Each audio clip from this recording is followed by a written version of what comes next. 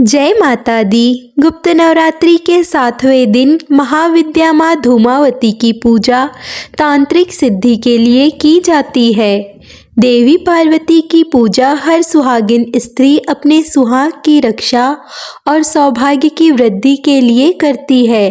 लेकिन देवी पार्वती का ही एक ऐसा रूप है जिनकी पूजा करने से सुहागिन स्त्रियां डरती है। इसकी एक बड़ी भयंकर वजह है। दरअसल देवी पार्वती अपने इस रूप में एक विधवा स्त्री की तरह दिखाई देती है और वैधव्य का प्रतीक मानी जाती है। सुहाग पर वैधव्य का प्रभाव ना हो, इसीलिए ही सुहागिन स्त्रियां इनकी पूजा नहीं करती, हालांकि दूर से ही इनके दर्शन करती है। और ज्येष्ठ मास के शुक्ल पक्ष की अष्टमी तिथि को इनका प्राकट्य माना गया है। कहते हैं महाविद्या धूमावती का कोई स्वामी नहीं है, इसीलिए इन्हें विधवा माता कहा गया है। माँ धूमावती महाशक्ति स्वयं नियंत्रिका है। ऋग्वेद में रात्रि सूक्त में इन्हें सुत्रा कहा गया है, अर्थात यह सुखपूर्वक तारने योग्य है। सृष्टि कला की देवी होने के कारण इन्हें कला प्रिया भी कहा जाता है।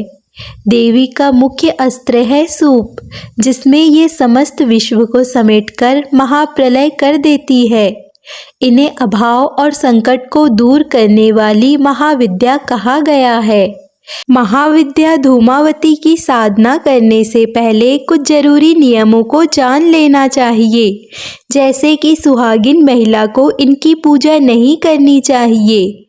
जो भी महिलाएं गुप्त नवरात्रि के व्रत रख रही है, उन्हें आज के दिन इनका केवल मन में ध्यान करके महाविद्या से क्षमा प्रार्थना कर लेनी चाहिए और अपने घर में सुख शांति की कामना करनी चाहिए।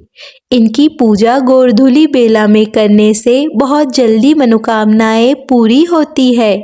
महाविद्या धूमावती के प्राकट्य में 2 कथाएं प्रचलित है।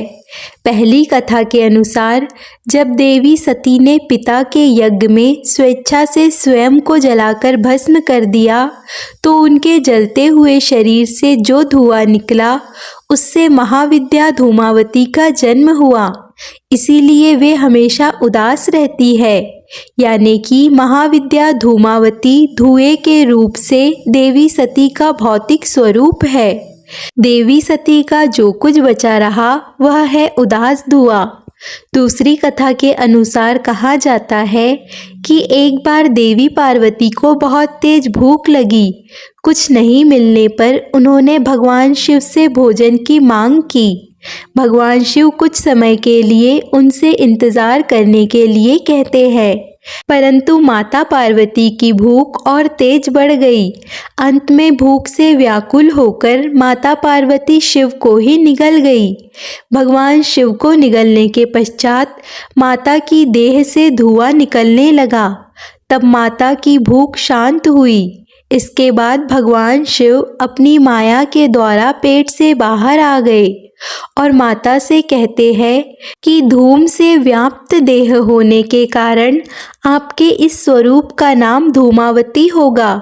यह भी कहा जाता है कि भगवान शिव ने उनसे अनुरोध किया था कि मुझे बाहर निकालो, तब उन्होंने उगलकर उन्हें बाहर निकाल दिया।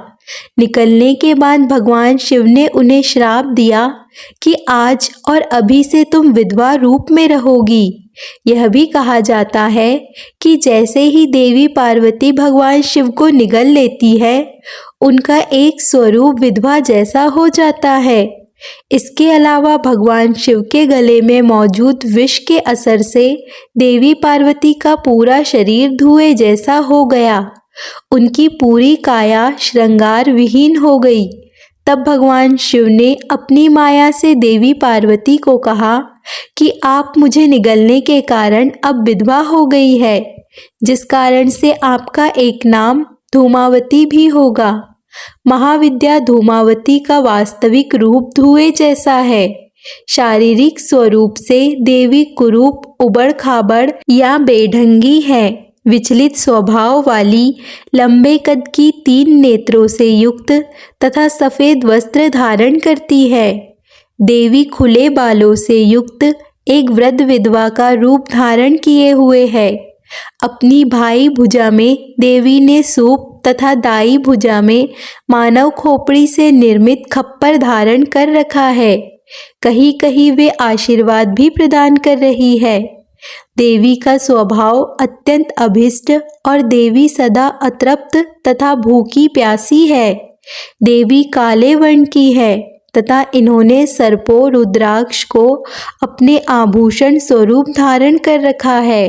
महाविद्या धूमावती भूमि में मृत शरीर से निसग्र श्वेत वस्त्रों को धारण करती है तथा शमशान भूमि में ही निवास करती है।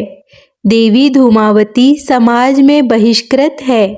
देवी कौओं द्वारा खींचते हुए रथ पर आरूढ़ रहती है।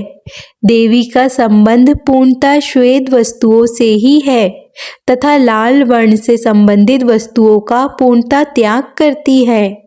महाविद्या धूमावती की पूजा किसी भी प्रकार की विपत्ति से छुटकारा पाने, रोग नाश करने और युद्ध में विजय प्राप्त करने के लिए की जाती है। वही इनकी पूजा करने से मनुष्य के संकट भी दूर हो जाते हैं।